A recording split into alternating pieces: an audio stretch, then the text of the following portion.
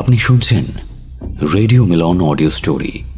শুরু হচ্ছে ইন্দ্রনীল সান্যালের উপন্যাস অপারেশন ওয়ারিস্তান, অন্তিম পর্ব, দ্বিতীয় ভাগ।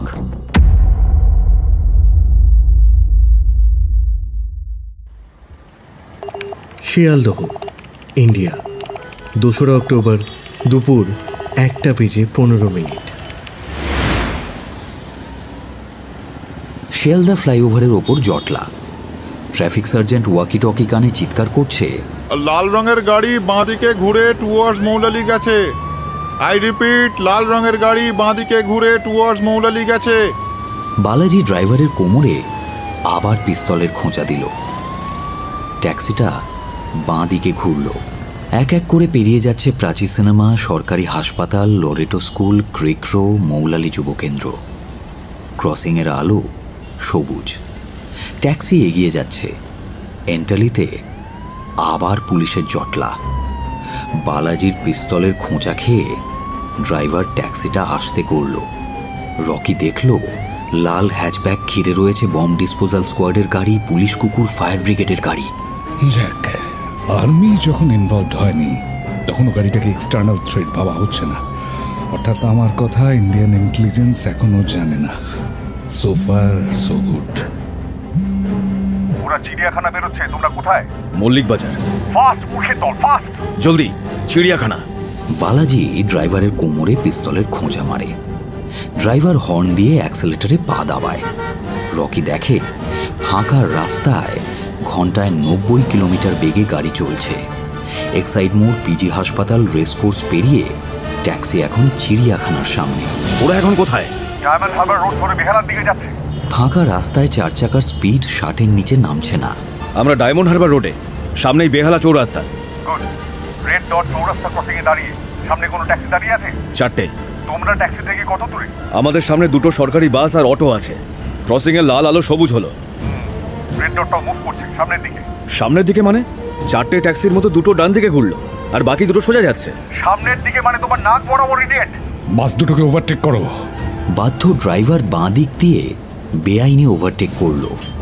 পরপর 2টো বাস টপকে এখন সে ট্যাক্সির পাশে। ট্যাক্সিতে 4 জন সর্দারজি বসে। পরের ট্যাক্সির সামনে গিয়ে দাঁড়াও। ড্রাইভার আবার বাঁ দিক দিয়ে ওভারটেক করে গাড়ি ঘুরিয়ে পরের ট্যাক্সিকে ব্লক করল। ট্যাক্সিওয়ালা বিকট শব্দে ব্রেক কষে কলকাতার বাছাই করা বিখ্যাত গালাগালগুলো এক এক করে ছাড়তে লাগলো তার উদ্দেশ্যে। আবে সুরে, চোখে দেখতে পাচ্ছ না নাকি? রকি এক লাফে ট্যাক্সি থেকে নামলো। বালাজির হাত থেকে ফোন নিয়ে কানে দিল। রেড ডট চলছে না স্ট্যাটিক? দাঁড়ালো, এক্ষুনি দাঁড়ালো। আপনারা প্রথমাকে পেয়েছেন? মোবাইল বালাজির হাতে ধরিয়ে ট্যাক্সির ভেতরে উঁকি দিল রকি। সামনের বা পেছনের সিটে কেউ তো নেই। ডিকিতে কে আছে? কেন বলুন তো বাবু, দেশে যুদ্ধ লেগেছে বলে কি সবাই পাগল হয়ে গেল? ট্যাক্সি থেকে নেমে ডিকি খুলল ড্রাইভার। দেখুন। ডিকিতে এক পলক উঁকি মেরে রকি পেছনের দরজা খুলে ট্যাক্সিতে উঠে বসে। এদিক সেদিক একবার দেখে নেয়। খালি গাড়ি নিয়ে কোথায় যাচ্ছ? গাড়ি গ্যারাজ করব। সকালে প্যাসেঞ্জার নিয়ে শিয়ালদা গিয়েছিলাম, তারপর টিভিতে বললো যুদ্ধ বাঁধবে। রাস্তায় এখনো লোক নাই, খালি গাড়ি নিয়ে ফিরছি। কোনো প্যাসেঞ্জার পাওনি? এন্টালিতে পেয়েছিলাম। হেস্টিংস যাবে বললো। আমি 50 টাকা এক্সট্রা চাইলাম, দিতে রাজি হলো না, আমিও না বলে দিলাম। তুমি চলন্ত ট্যাক্সি থেকে না বলেছিলে না ট্যাক্সি দাঁড় করিয়ে? দাঁড় করিয়ে বাবু। এই বালাটা তোমার গাড়িতে কিভাবে এলো? সোনালী রঙের বালাটা ড্রাইভারের দিকে এগিয়ে দিল রকি। এতক্ষণে বুঝলাম আপনারা কেন জেরা করছেন। এইটা তো সোনার বালা। আপনারা পুলিশের লোক? আমরা পুলিশের লোক না আর্মির লোক তোমার জানার দরকার নেই। বালাটা কোত্থেকে এলো বলো? বাবু, ও বালা কার আমি জানি না। ড্রাইভারের কাছ থেকে দূরে সরে গিয়ে রকি মোবাইলে মেঘনাথকে বলল, প্রথমা আবার আমাদের বোকা বানিয়েছে। ওরা ট্যাক্সিতে জিপিএস ফেলে দিয়েছিল। আপনি আমাদের ডাইরেকশন দিচ্ছিলেন ট্যাক্সির জিপিএস দেখে। সেটা কি আমার দোষ? না, আমার দোষ। আপনার বুদ্ধির উপরে ভরসা করে আমি ভুল করেছিলাম। বাই। যে ট্যাক্সিতে তারা এসেছে তার ড্রাইভারের কোমরে বালাজি এখনো পিস্তল ঠেকিয়ে রয়েছে। আমরা আর্মির লোক। এই দেখো আই কার্ড। জামার পকেট থেকে যে কার্ডটা বেরোলো সেটাই দেখিয়ে দেয় রকি। তোমাকে আমরা ছেড়ে দিচ্ছি, কিন্তু তুমি পুলিশে ইনফর্ম করবে না, বুঝেছো? আচ্ছা। রকির ইশারায় বালাজি আর বুনো ট্যাক্সি থেকে নেমে এসেছে। আপনি আপনারা কি কোনো সিক্রেট মিশনের সঙ্গে যুক্ত নাই? কি করে বুঝলে? মেজর, আমি MA পাস, পেডো আলমাডোভারের ছবি ছাড়া দেখি নে, মুরাকামি আর পামুকের বই ছাড়া পড়ি নে। অরিগামি আর কামুক, এরা আবার কোন গ্রহের প্রাণী? গুড। তোমার ভাড়া কত হলো? 170 টাকা। 50 টাকা এক্সট্রা দেবেন মেজর। ইনারি তো গঞ্জালভেসের নতুন ছবির DVD বেরিয়েছে, ওটা কিনবো। ইজাবেল আলেনদের নতুন বইটাও কিনতে হবে। 500 টাকা লোকটার হাতে ধরিয়ে দিল রকি। এই সিক্রেট মিশনের কথা যেন কেউ জানতে না পারে। Yes major. রকি হাঁপ ছেড়ে বাঁচল। এবার তুমি বলো, হেস্টিংস যাওয়ার কথা তোমায় ঠিক কোনখানে জিজ্ঞেস করা হয়েছিল? এন্টালিতে, যেখানে একটা লাল গাড়িতে পুলিশ তল্লাশি করছিল। সেখানে আবার ফেরত চলো, কুইক। আমি গাড়ি গ্যারাজ করব। সকাল থেকে প্যাসেঞ্জার পাওনি, আমাদের পেয়ে খুশি নাও। এ নাও অ্যাডভান্স। দেশের জন্য আমাকে কিছু করার সুযোগ দিন মেজর। তুমি কি কিছু শুনেছো? ওই ড্রাইভারকে যা বললেন সবই তো শুনলাম। রকি পেছনের আসনে উঠে বসে, পাশে বসে বুনো, বালাজি বসে সামনের আসনে। 15 মিনিটের মধ্যে এন্টালি পৌঁছতে হবে। Yes major.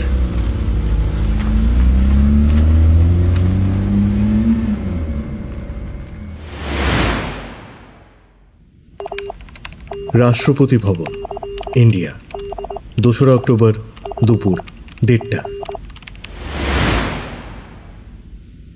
Mr. President, we need your permission. Permission for what, Mr. Defense Minister? Army, navy এবং এয়ারফোর্সের 3 কমান্ডার এসেছেন আপনার অনুমতি চাইতে। অরুণ চুপ করে রইলেন, যদিও এখন তার চুপ থাকার সময় নয়, কথা বলার সময়। 11টার সময় ওয়ারিস্তানের প্রধানমন্ত্রী মায়া মালিকের সঙ্গে কথা হয়েছিল। তিনি বলেছিলেন সবকিছুই ঠিক আছে। সেই কথোপকথনের 1 ঘন্টার মধ্যে সেনাপ্রধান জিয়ার নেতৃত্বে ওয়ারিস্তানে কিউ হয়েছে। নতুন প্রধানমন্ত্রী জিয়া চৌধুরী প্রধানমন্ত্রীর কুর্সিতে বসেই ভারতবর্ষকে 1 ঘন্টার ডেডলাইন দিয়েছে। তারপরে যুদ্ধ। এই সেই সময় যখন রাষ্ট্রপতির অঙ্গুলি হেলনের অপেক্ষায় থাকে গোটা দেশ। দেশের সুরক্ষার জন্য নির্মিত আর্মি, নেভি এবং এয়ারফোর্স, এই 3 বাহিনীর জওয়ানরা দেশের জন্য জীবন দিতে প্রস্তুত। আর্মির প্রধান UK Nair, navy chief Yashpal Negi, এয়ারফোর্সের অরূপ সাহা অরুণের কাছে যুদ্ধের অনুমতি নিতে এসেছে। অরুণ না বললে 3 সেনানায়ক রাষ্ট্রপতি ভবন থেকে বেরিয়ে যাবে। ভারতীয় আর্মির মরাল চিরকালের জন্য ডাউন হয়ে যাবে। ইতিহাসের পাতায় অরুণের নাম ভিলেন হিসেবে লেখা হয়ে থাকবে। আপনারা বসুন, চা খান। 3 জনেই বসল। তাদের মুখে কোনো অভিব্যক্তি নেই, কারণ প্রকৃত অভিব্যক্তি তারা প্রকাশ করতে পারছে না। রক্তপিপাসু বাঘকে 1 বাটি পায়েস দিলে তার কেমন অভিব্যক্তি হয়? Renuka, law and order situation brief করো। Everything under control sir. তুমি প্রেগনেন্ট, বসে কথা বলো। বসো বসো।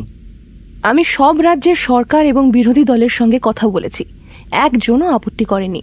প্রতিটি রাজ্যে অ্যাডমিনিস্ট্রেশন এবং পলিটিক্যাল পার্টি মিলে কাঁধে কাঁধ মিলিয়ে যুদ্ধকালীন পরিস্থিতির মোকাবিলা করছে। কোথাও কোনো গণ্ডগোলের খবর নেই। ইনফ্যাক্ট ওয়ারিস্তানের তরফে যুদ্ধ ঘোষণার পরে রাস্তায় লোকজন কমে গেছে। যারা বেরিয়েছিল তারা বাড়ি ফিরে যাচ্ছে। সরকারি এবং বেসরকারি অফিসে ছুটি ডিক্লেয়ার্ড হয়েছে। স্কুল কলেজ বন্ধ। ট্রেন এবং বিমান চলাচল এখনো পর্যন্ত ঠিক আছে। হ্যাঁ, মিডিয়ার ভূমিকা খুবই সন্তোষজনক। দেশের আভ্যন্তরীণ সমস্যা নিয়ে আপাতত মাথা ঘামাতে হবে না। মেধা, তোমার তরফে কোনো ডেভেলপমেন্ট? সাংবাদিক সম্মেলন সফল, তবে আপনি যদি আমার অভিমত চান তাহলে বলবো we should go for war. ওদের এই বাঁদরামি আর ভালো লাগছে না। রাকেশ, তোমারও কি তাই মত? ইয়েস রেসপেক্টেড প্রেসিডেন্ট, আমি তাই মনে করি। আমি আগেই বলেছিলাম যে ওয়ারিস্তানের মতো দ্বীপ দেশের সঙ্গে পাল্লা দিতে গেলে আমাদের আরও কয়েকটা রণতরীর প্রয়োজন। তখন কেউ আমার কথা শোনেননি।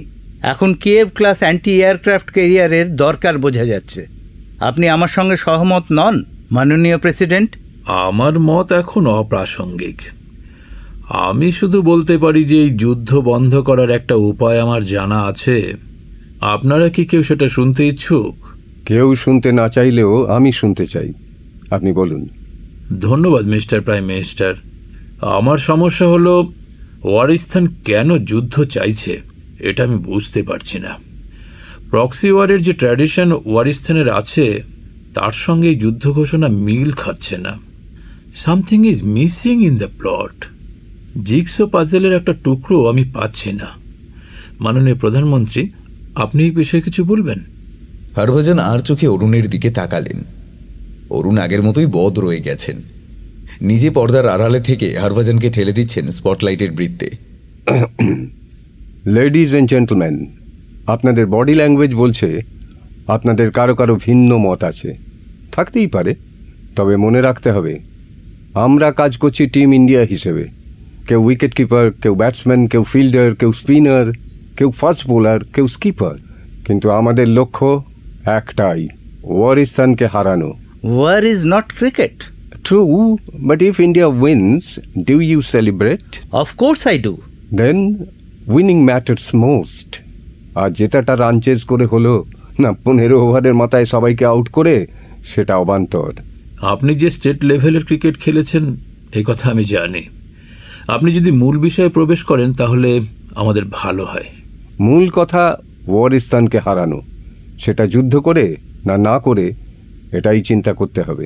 ওরা যুদ্ধ ঘোষণা করে দিয়েছে, এখন আমরা পাশ কাটাতে পারি না। না এয়ারফোর্স কমান্ডার, ওরা যুদ্ধ ঘোষণা করেনি, 1 ঘন্টার সময়সীমা দিয়েছে, শুধু রণহুঙ্কার দিয়েছে। আমি আপনাদের কথা দিলাম, সীমান্তে একটা গুলি চললে আন্তর্জাতিক সীমা পেরিয়ে একটা যুদ্ধ বিমান বা যুদ্ধ জাহাজ ভারতের সীমানায় ঢুকে পড়লে আমরা সর্বশক্তি দিয়ে ঝাঁপিয়ে পড়ব, কিন্তু প্রথম গুলি আমরা ছুঁড়ব না, ওদের শুরু করতে দিন। জিয়া কিন্তু গুলি ছুঁড়বে না স্যার, ইন্টারকন্টিনেন্টাল ব্যালিস্টিক মিসাইল ছুঁড়বে। ফার্স্ট টার্গেট দিল্লি, হয়তো এই রাষ্ট্রপতি ভবন। আমি জিয়ার কাছ থেকে 2 ঘন্টা সময় চেয়ে নিচ্ছি, কিভাবে সেটা আমার ওপরে ছেড়ে দিন। ভান্ডারি, ওয়ারিস্তানের প্রধানমন্ত্রীর অফিসে ফোন করো।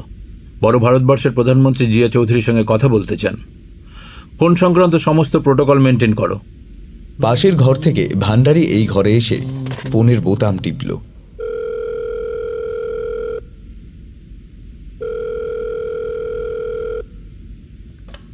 Hello, this is Abraham from Prime Minister's office in Waristan. This conversation is being recorded. I am handing over the line to respected Prime Minister. Same procedure is being carried over here. Thanks. Hello, আমি কি জিয়া চৌধুরীর সঙ্গে কথা বলছি? Eastern Province, ওয়ারিস্তান, 2রা October, দুপুর 1:30।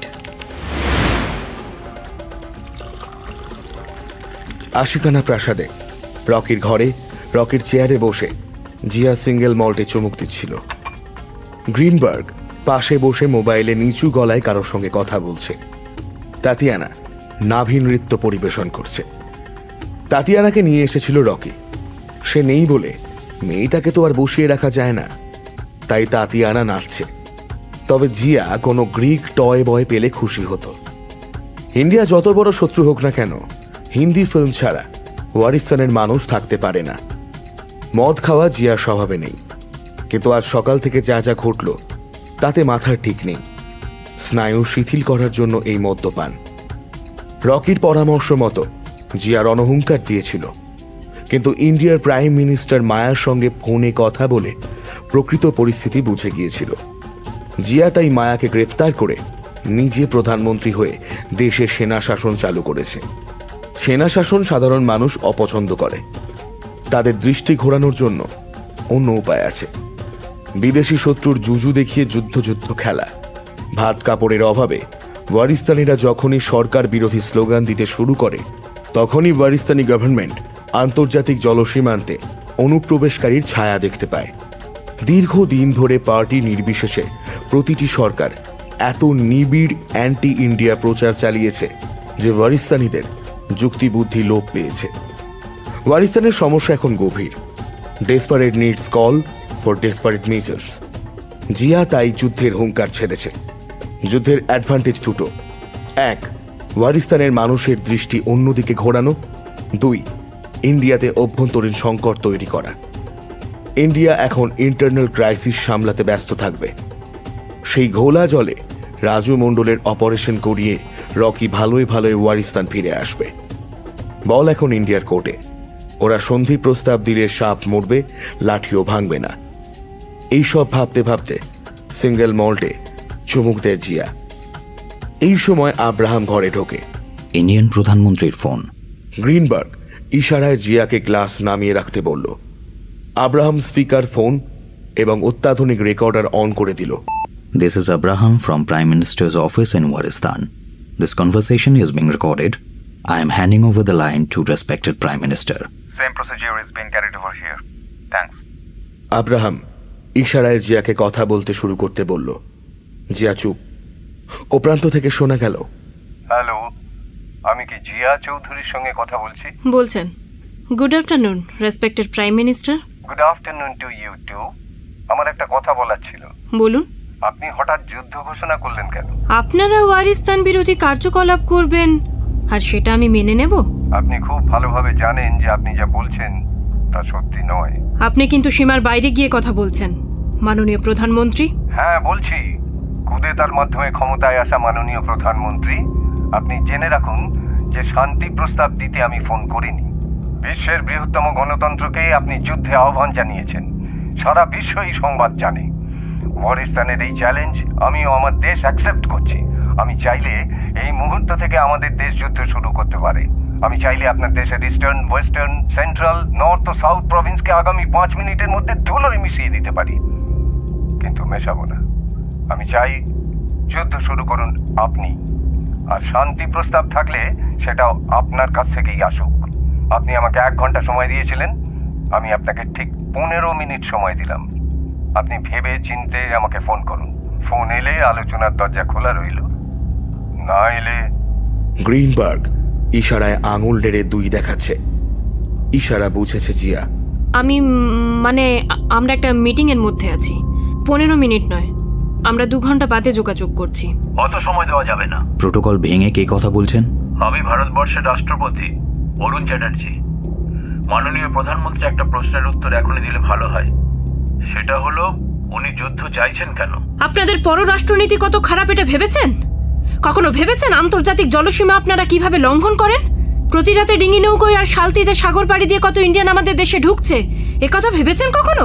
আপনার আবেদনকে সম্মান জানিয়ে 2 ঘন্টা ডেডলাইন আমরা গ্রহণ করলাম। 2 ঘন্টা মানে কিন্তু 2 ঘন্টাই। তার মধ্যে আপনাদের ফোন না এলে আমরা আমাদের কাজ শুরু করে দেব। ধন্যবাদ। গ্রিনবার্গ মাথা নিচু করে ফোনালাপ শুনছিল আর বিরক্ত মুখে ঘাড় নাড়ছিল। প্রধানমন্ত্রী হওয়ার 24 ঘন্টাও পেরোয়নি, এর মধ্যেই ধরাকে সরাজ্ঞান করছেন। ভেবেছেন যুদ্ধের জুজু দেখিয়ে ইন্ডিয়াকে চাপে রাখবেন? এবার ঠেলা সামলান। ইন্ডিয়া কাউন্টার অ্যাটাকে যাচ্ছে। যুদ্ধ বাঁধলে ওয়ারিস্তানের কি অবস্থা হবে বোঝার কোনো ক্ষমতা আছে আপনার? ইন্ডিয়া আয়তনে ওয়ারিস্তানের থেকে 10 গুণ বড়। ওদের জনসংখ্যা ওয়ারিস্তানের থেকে 15 গুণ বেশি। যুদ্ধ বাঁধলে ওয়ারিস্তান বলে মানচিত্রে আর কিছু থাকবে না। তখন আমি অস্ত্র বিক্রি করব কোথায়? আমার ইনভেস্টমেন্ট হলো যুদ্ধের ভয়। আসল যুদ্ধ আমি কখনোই চাই না, ওতে বাজার নষ্ট হয়। তাহলে ওই জন্যই তো 2 ঘন্টা সময় চেয়ে নিলাম। আপনি রিল্যাক্স করুন, আমি ততক্ষণ বরং মায়ার সঙ্গে দেখা করে আসি। M16 টেবিলে রেখে পুরো গ্লাস গলায় ঢালে জিয়া। গ্রিনবার্গ ঘর থেকে বেরিয়ে যায়। নোনাপুকুর, ইন্ডিয়া, 2রা অক্টোবর দুপুর 1:30 নোনাপুকুর ট্রাম ডিপোর কাছে এসে প্রথমা মুখ তোলে। অনেকক্ষণ ধরে সিন্টু তার মাথায় হাত বুলিয়ে দিচ্ছে। অসহায় মুহূর্তে ওই স্পর্শটুকু ওষুধের মতো কাজ করেছে। একটা লজেন্স প্রথমার হাতে দিল সিন্টু। এভাবে কেঁদে কি হবে? কাউকে কাঁদতে দেখলে কিন্তু আমার হেভি রাগ হয়। কেন? আমি এই দুনিয়ার সবচেয়ে স্যাড ছেলে। বাবা মা নেই, ভাই বোন নেই, নানা নানি, চাচা চাচি, তাই যে কেউই নেই। বাড়িঘরও নেই, টাকা পয়সাও নেই, পেটে ভাতও নেই। কিন্তু নেশার মাল সাপ্লাই দেওয়ার লোক আছে, চুরি চামারির লাইনে নিয়ে যাওয়ার লোক আছে, মেরে হাড্ডি চুরচুর করে দেওয়ার লোক আছে। আমি কাঁদছি না তখন তুমি কাঁদছো কেন? তোমার জীবনে কি আমার থেকে বেশি কষ্ট? ওইভাবে কি কষ্ট মাপা যায় রে? আমি কতটা নিতে পারছি সেটা দেখবি না? নিতে পারা মানে? আমার দুঃখের কথা জানতে চাস? তাহলে এত কান্না কমবে। গণেশ বাইরের দিকে তাকিয়েছিল, ঘাড় ঘুরিয়ে প্রথমার দিকে তাকালো। 3 জনেই পেছনের সিটে বসেছে। মাঝখানে প্রথমা, ও প্রান্তে জানালার ধারে সিন্টু। আমারও মা বাবা নেই। মানে? ঘাবলাটা কি বস? মেঘনাথের বাবা মায়ের মাছ দেওয়ার বাড়িতে আমার মা কাজ করত। মা মারা যাবার পরে মেঘনাথ আমাকে পুষিয়ে নেয়। ওই নামকরণ করে গণেশ। গণেশ আসলে কি জানিস? মা দুর্গার ছেলে, যার মাথাটা হাতির আর শরীরটা মানুষের। একদম ঠিক। মেঘনাদের মাথার মধ্যে তখন থেকেই কাইমেরা তৈরির প্ল্যান করছে। কাইমেরা মানে? সবটা বুঝতে পারবি না, বুঝতে পারলেও বিশ্বাস করবি না। এই কারণেই প্রথম আলাপের পরে কথাগুলো তোকে বলিনি। বললে তুই আমার সঙ্গে না এসে বালাজির সঙ্গে চলে যেতিস। বালাজির কথা বাদ দাও, তোমার কথা বলো। ট্যাক্সি মল্লিক বাজার ক্রসিং পেরোচ্ছে। সারা পৃথিবী জানে যে মেঘনাথ ক্লোনিং নিয়ে গবেষণা করে। এই গবেষণা মঞ্চের আড়ালে ও যে কাজটা করে তার নাম অর্গান ফার্মিং, অর্থাৎ ল্যাবরেটরিতে লিভার, কিডনি, হার্ট, ব্রেন তৈরি করা। এগুলো আলাদা আলাদা তৈরি না করে ও ল্যাবরেটরিতে মানুষ তৈরি করে। আজ থেকে বহুকাল আগে থেকে এই ধান্দা শুরু করেছে, যখন সাধারণ মানুষেরা কাইমেরা বা অর্গান ফার্মিংয়ের নামই শোনেনি। Organ farming? পার্ক স্ট্রিটের ক্রসিং আসছে, এখান থেকে এক্সাইডের মোড় পৌঁছতে যতক্ষণ সময় লাগবে তার মধ্যে আমি সহজ করে তোদের এমব্রায়ো ক্লোনিং আর সারোগেট মাদারের ব্যাপারটা বোঝাতে পারবো। শোন, পিজি হাসপাতাল আর রেস কোর্সের মাঝখান দিয়ে ট্যাক্সি যাচ্ছে। দেখ, বিজ্ঞানীরা পরিষ্কার বলে দিয়েছে ল্যাবরেটরিতে তৈরি হাইব্রিড ভ্রূণকে 14 দিনের বেশি বাড়তে দেওয়া যাবে না। যারা মানে না তাদের ল্যাবে ওই হাইব্রিড ভ্রূণ 14 দিন পরেও বেঁচে থাকে। 1 মাস, 2 মাস, 6 মাস, 9 মাস। সারোগেট মাদারের ভাড়া করা জরায়ুতে তারা বড় হয়। একসময় জন্ম নেয় জোর কলম প্রাণী, কাইমেরা। তারা ভাত ডাল মাছ খায়, পড়াশুনো করে, স্কুলের পরীক্ষায় ফার্স্ট হয়। ট্যাক্সি পুলিশ ট্রেনিং স্কুল পেরোচ্ছে, সামনেই হেস্টিংস। ল্যাবরেটরিতে তৈরি এমব্রায়োকে জরায়ুতে রেখে আস্ত প্রাণী বানানোর এক্সপেরিমেন্টে 30টা এমব্রায়োর মধ্যে জন্ম নেয় 10টা। জন্মের পরপরই 3টে মারা যায়। 7টা প্রাণীকে মেঘনাথ 16 বছর পর্যন্ত অবজার্ভ করেছিল। ততদিনে ওর বিজনেস মডেল রেডি। ওদিকে লুসি অর্গান ট্রান্সপ্ল্যান্ট করছে মুন্নারে। তনয়া খড়গপুরে মানুষকে অনির্দিষ্টকালের জন্য ঘুম পাড়িয়ে রাখার যাবতীয় সেট আপ করে ফেলেছে। হেস্টিংসের মোড়ে ট্যাক্সিটা দাঁড়িয়েছে। ডান দিকে যাবেন দাদা। আচ্ছা, কাইমেরাদের ঘুম পাড়িয়ে রাখবার দরকারটা কি? এরা বায়োহ্যাজার্ড, এরা আনন্যাচারাল। সমাজের মূল স্রোতে এদের ভিড়তে দিলে মেঘনাথের বিপদ। কখনকার অ্যাক্সিডেন্ট হলো, তাকে হাসপাতালে ভর্তি করতে হলো, ব্লাড টেস্ট হলো। মোদ্দা কথা, এই 7 জন মেঘনাথের অ্যাকিলিসিল। এদের স্বাধীন ঘোরাফেরা কাম্য নয়। প্রথম ব্যাচের কাইমেরা কি আমি? হ্যাঁ, শুধু তুই না। প্রথম ব্যাচের কাইমেরা হলো দুকড়ি, তিন্নি, চারবাক, পঞ্চম, ষষ্ঠীচরণ আর সাত্তার। 1, 2, 3, 4, 5, 6, 7। হ্যাঁ, বিজ্ঞানী মানুষ তো। নবজাতকের নামকরণ আর সদ্য আবিষ্কৃত প্রাণীর নোমেনক্লেচার এক করে দিয়েছে। এই নাম থেকেই বুঝতে পারত কত নম্বর প্রাণী নিয়ে কথা হচ্ছে। বাকিরা কোথায়? বাকিটা মানে? ও, তোর ব্যাচের অন্য কাইমেরা। তুই আর ষষ্ঠী ছাড়া আর কেউ বেঁচে নেই।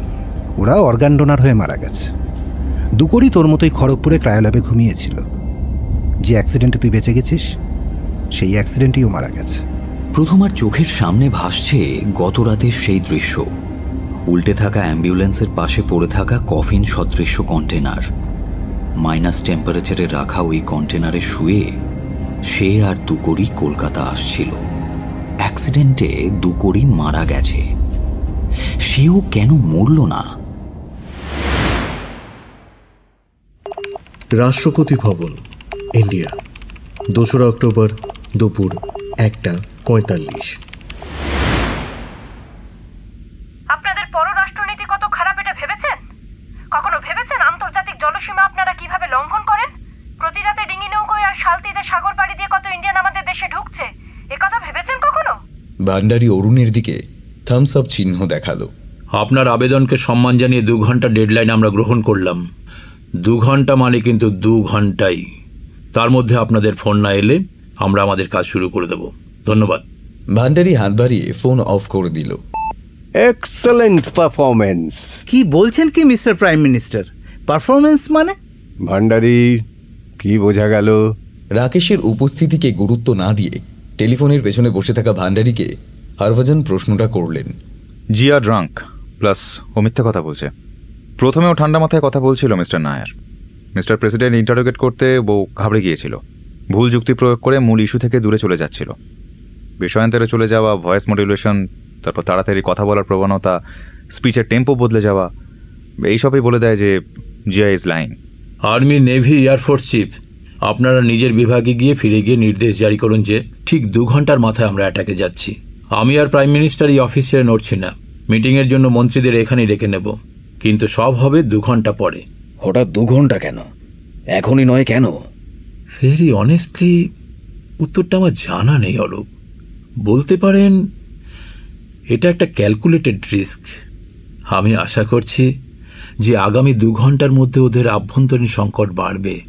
আমি আশা করছি আগামী 2 ঘন্টার মধ্যে আন্তর্জাতিক চাপের কাছে ওরা নথি স্বীকার করবে।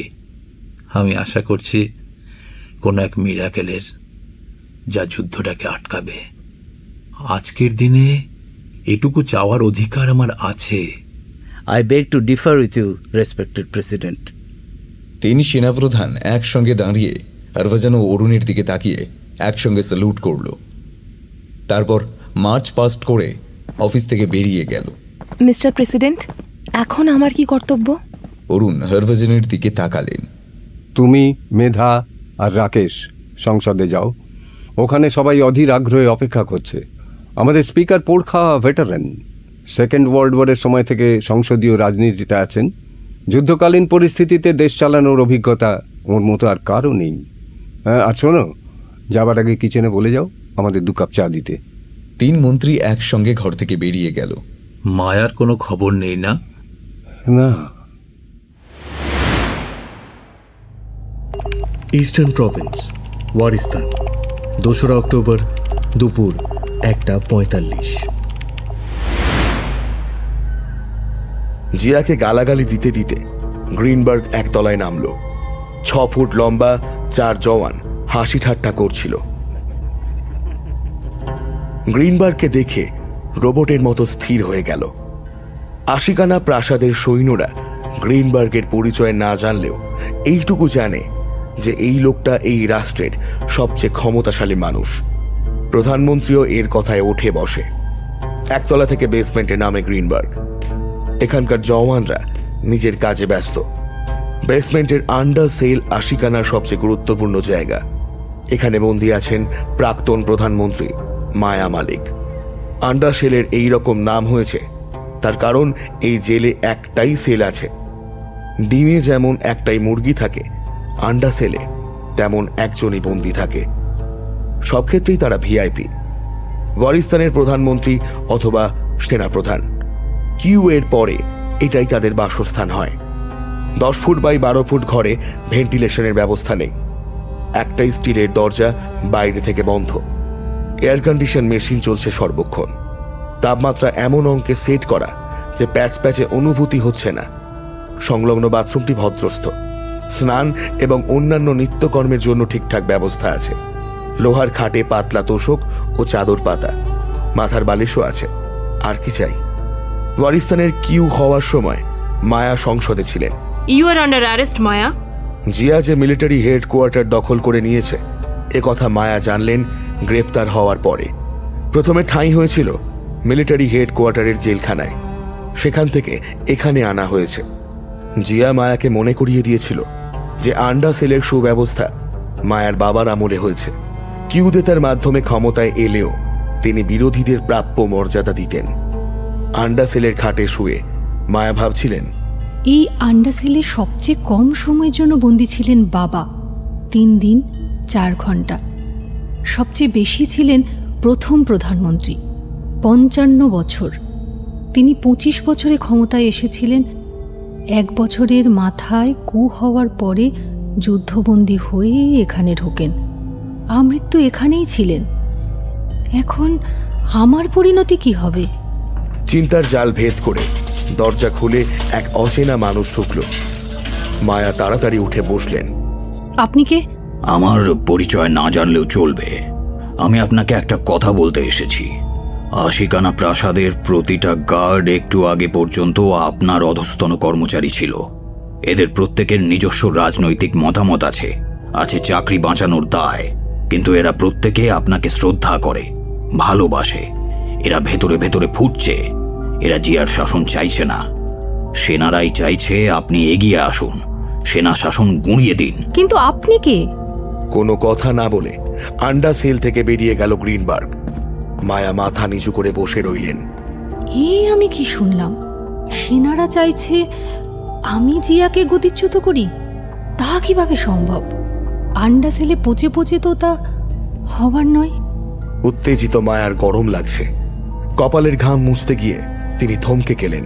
আশ্চর্য, গরম লাগছে কেন? আন্ডা সেলে তো সবসময় এসি চলে। দরজার দিকে তাকান মায়া। অবাক হয়ে দেখেন দরজা খোলা।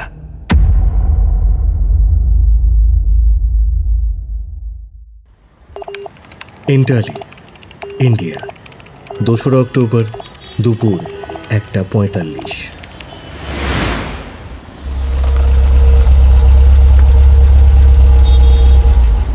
15 মিনিট না হলেও আধ ঘন্টার মধ্যে এন্টালি পৌঁছে গেল ড্রাইভার। এখন রাস্তাঘাট একেবারে ফাঁকা, রাস্তায় লোক নেই, দোকান খোলা থাকলেও খদ্দের নেই, লাল গাড়িটাও নেই। ইউটার্ন করে মল্লিক বাজারের দিকে মুখ করে ট্যাক্সি রাখলো ড্রাইভার। এখানে আমার ট্যাক্সি দাঁড়িয়েছিল মেজর। রকি ট্যাক্সি থেকে নেমে পড়ে। সামনেই যে পানের দোকানটা আছে সেখানে এগিয়ে যায়। যে লাল গাড়িটা আমাদের লোক একটু আগে সিজ করলো, ওটা একটা লোক আর দুটো বাচ্চা ছিল, মনে আছে? হ্যাঁ স্যার, ও মেয়েটার নাম তো পম, আর বাচ্চা ছেলেটার নাম জানি না, তবে ও হাওড়ায় থাকে। ওরা 3 জনে মিলে ট্যাক্সি ধরে ওই হেস্টিংসে গেল। এত কথা এই দোকানদার জানলো কি করে? এ তো ঈশ্বর প্রেরিত দূত। অবাক হচ্ছেন কেন স্যার? বাচ্চা দুটো আমার কাছ থেকে লজেন্স কিনেছিল তো। ওরা নিজেদের মধ্যে কথা বলছিল, তো তার থেকে এইসব জেনেছি আর কি। ওই রকম একটা গাড়ি থেকে নামলে সবাই খেয়াল করবে। তাছাড়া ওই লোকটা ওই গাড়িতে বসে পিস্তল নিয়ে নাড়াচাড়া করছিল। আমি তো চেয়েছিলাম সবচেয়ে কমন গাড়ি, যেটা কারো চোখে পড়বে না। সেটা পুলিশ আর জনতার নয়নের মরি হয়ে গেল কি করে? অদ্ভুত গাড়ি কেন? ওই রকম একটা পুচকে গাড়িতে স্যার বুলেট প্রুফ থাকলে সবাই দেখবে। আপনাদের লোক এসে ওইসব দেখে তো একেবারে হাঁ হয়ে গেছে। লালবাজারে নিয়ে গেল তো গাড়িটা। বালাজি রকির হাত ধরে টানছে। লালবাজার মানে কলকাতা পুলিশের হেডকোয়ার্টার। আপনি এখান থেকে চলুন, আমরা এবার হেস্টিংস যাব। দোকানদারকে ধন্যবাদ জানিয়ে ট্যাক্সির পেছনের সিটে বসে রকি। হেস্টিংসে কি আছে? ওইটা আমাকেও অবাক করছে। ওখানে মেঘনাথ লাহিড়ির রিলাইফ মেডিকেল রিসার্চ সেন্টার আর রিলাইফ অনাথ আশ্রম। ওইটা একমাত্র জায়গা যেখানে ওদের যাওয়া উচিত না, কারণ আমরা ওদের ওখানেই নিয়ে যেতে চাইছি। বালাজির কথা শুনে চোখ বোঝে রকি।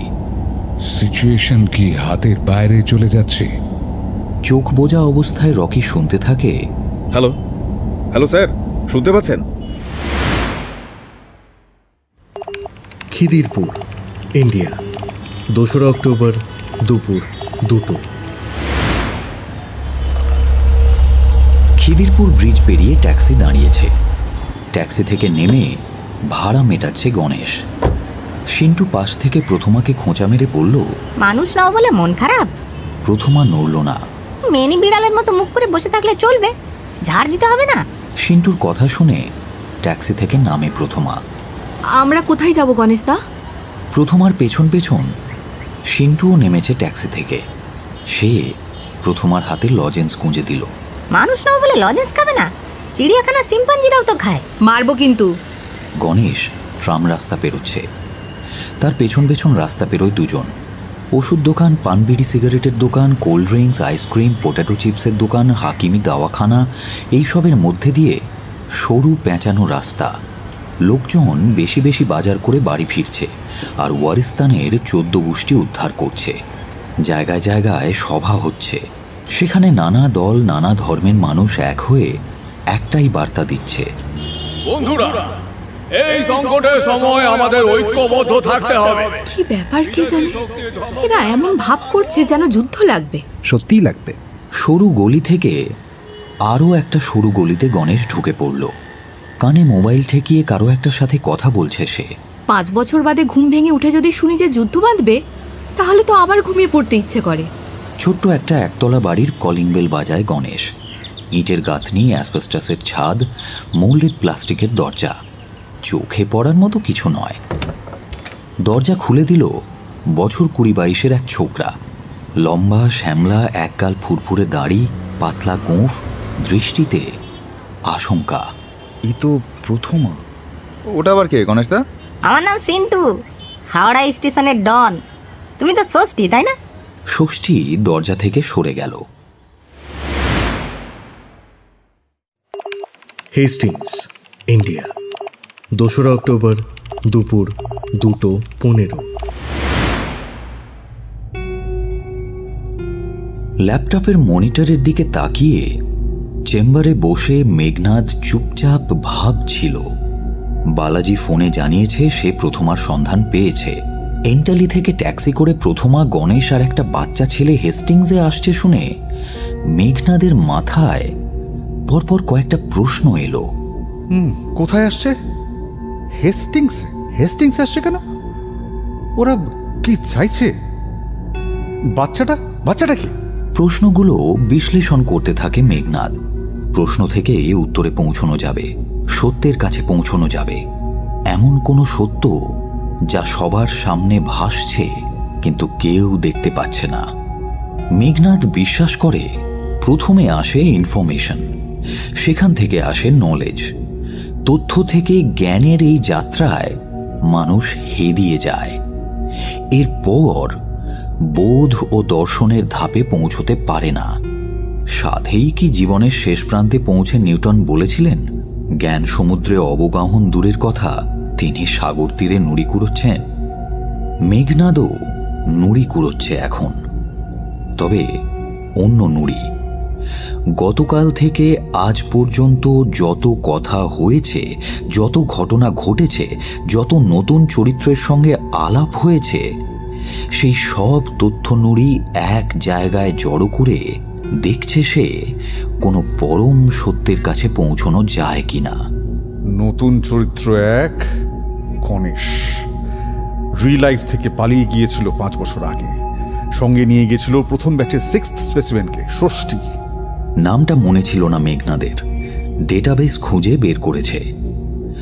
গণেশের পালিয়ে যাওয়ার পর থানায় ডায়েরি করা হয়েছিল। পুলিশ খোঁজপাত্তা চালিয়েছিল, কিন্তু নো ট্রেস। ষষ্ঠীর কথা মেঘনাদ মাথা থেকে উড়িয়ে দিয়েছিল। আজ সকালে যখন বালাজির মুখে শুনল যে হাওড়া স্টেশনে প্রথমার সঙ্গে রয়েছে গণেশ, নিজের কানকে বিশ্বাস করতে পারেনি মেঘনাদ। এ আবার কোত্থেকে এলো, কিভাবে এলো, এবং সবচেয়ে বড় প্রশ্ন, কেন এলো? এখন বুঝতে পারছি, কোইন্সিডেন্স নয়। অ্যাক্সিডেন্টের খবর জেনেই গণেশ ওই চত্বরে গিয়েছিল। বালাজিটা মাথা মোটা, জিপিএস থাকা সত্ত্বেও মেয়েটাকে আগে ট্রেস করতে পারেনি। কিন্তু গণেশ কিভাবে বালাজির আগে প্রথমার কাছে পৌঁছলো? প্রথমা বারবার বালাজির হাত থেকে পালিয়ে গেছে। কেন পালিয়েছে? তার মানে সে জানে তার পরিণতি কি হতে চলেছে।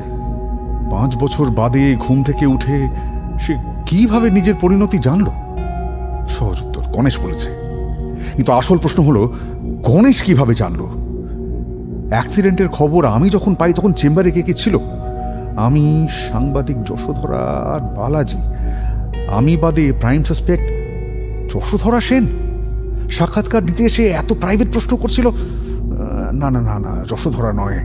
3 মাস ঘুরিয়ে মেয়েটাকে ইন্টারভিউ ডেট দিয়েছি, সেই দিনই অ্যাক্সিডেন্ট হবে এ কথা থোড়াই কেউ জানতো। তাহলে কি বালাজি? এতদিন ধরে যাকে বিশ্বাস করছি সেই বিট্রে করবে? গণেশের সঙ্গে গটআপ গেম খেলে প্রথমাকে ছেড়ে দিচ্ছে? না না না না, তাও পসিবল না। বালাজির সঙ্গে রকি রয়েছে, সে প্রথমাকে ছেড়ে দেওয়ার পাত্র নয়। বুনো ছেড়ে দেবে না। তাদের হাত থেকে প্রথমা পালিয়েছে মানে এটা গটআপ গেম নয়। দুপুরে খাবেন নে বাবু? হ্যাঁ খাবো। টেবিল ছেড়ে ওঠে মেঘনাদ। এইখানে এসেই সে আটকে যাচ্ছে। ঘর থেকে বেরিয়ে দোতলায় ওঠে। আজ সারাদিন এত হেকটিক যাচ্ছে যে ব্রেকফাস্টও করা হয়নি, লাঞ্চও না। সুজাতা কি রেঁধেছে কে জানে। সুজাতা? সেও তো গত রাতে চেম্বারে ঢুকেছিল। কেন এসেছিল? কিছু বলতে? চা দিতে? ঘর সাফ করতে? মনে পড়ে না মেঘনাদের। গত রাতের মুহূর্তগুলো মনের মধ্যে রিকনস্ট্রাক্ট করতে করতে আবার চেম্বারে ফেরে। চেম্বারের দরজার হ্যান্ডেল ঘুরিয়ে ভেতরে যেতে যায়। হ্যান্ডেল খুলছে না, দরজা ভেতর থেকে বন্ধ। কে ভেতরে? আমি স্যার। সুজাতা ঝাঁটা হাতে দরজা খুলে দিয়েছে। ঘর সাফ করছিলাম, পরে করব। না ঠিক আছে। লজ্জা পায় মেঘনাদ, আবার সিঁড়ির দিকে এগোয়। ছি, এত উত্তেজিত হওয়া উচিত হয়নি। বেচারি সুজাতা দরদর করে ঘামছে। 2 অক্টোবরে এসির শীতে ঘামছে। আবার চেম্বারে ঢোকে মেঘনাদ। ভেতর থেকে দরজা বন্ধ করে ড্রয়ার থেকে বের করে কোল্ড আগ্নেয়াস্ত্র। সুজাতার কপালে তাক করে বলে, সত্যি কথা বললে বেঁচে এই ঘর থেকে বেরোতে পারবে, মিথ্যে বললে লাশ গায়েব করে দেওয়ার লোকের অভাব নেই। পরবর্তী অংশ বিরতির পর।